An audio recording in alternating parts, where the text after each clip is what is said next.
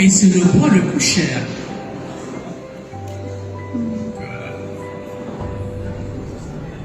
Donc vous voyez, normalement le canopus gonflant est utilisé pour faire la quille du bateau et pour faire aussi les membrures. Du chaoui, c'est le sapin araucana et qui est maintenant inclus dans le parc national de la Centrale. Normalement, cette espèce-là est protégée, donc elle n'est pas exploitée.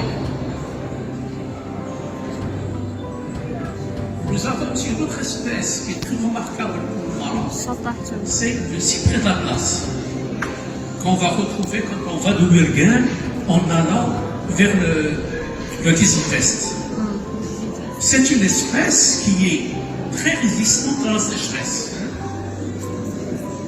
Et ça peut être une espèce qu'on va pouvoir utiliser à cause des changements climatiques. Donc, il va peut-être reprendre une partie de l'herbe de cèdre, par exemple. Et les Français, maintenant, ils ont fait beaucoup d'études là-dessus pour pouvoir la réintroduire en France.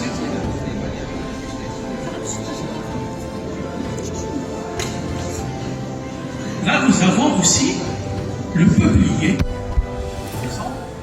soit aussi pour la fabrication des ébauchons pour les grosses du fusil. De la tenue de Wood Expo, on a organisé une série de conférences qui permettent de faire connaître à la fois le bois dans toutes ses étapes de transformation. Donc depuis sa production jusqu'à la production de produits finis.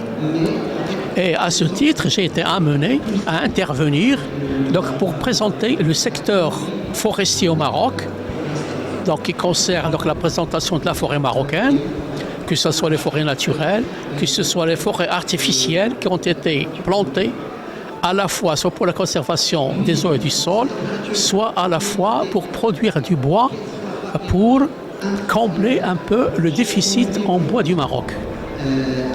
J'ai aussi parlé de la mobilisation de cette ressource, donc à travers l'exploitation forestière qui est destinée à produire un bois qui va être repris par d'autres industries pour être transformé et arriver à un produit final qui va être mis à la disposition du consommateur.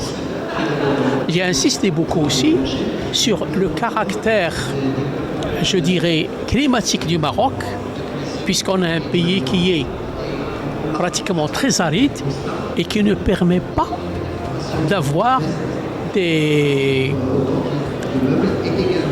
forêts très productifs. Ils ont surtout un rôle environnemental et puis un peu un rôle social parce qu'il y a beaucoup de gens qui vivent de la forêt. Soit pour le parcours, donc pour emmener les animaux en forêt, soit pour la cueillette de fruits, de fleurs, donc de plantes aromatiques, de plantes médicinales et du bois aussi pour leurs besoins. Et qui permet donc de les aider à avoir des revenus complémentaires qui leur permettent de faire face donc à la vie quotidienne de tous les jours. Ça leur permet aussi parfois de produire des ustensiles ou d'autres produits qui sont destinés à la vente pour améliorer le revenu.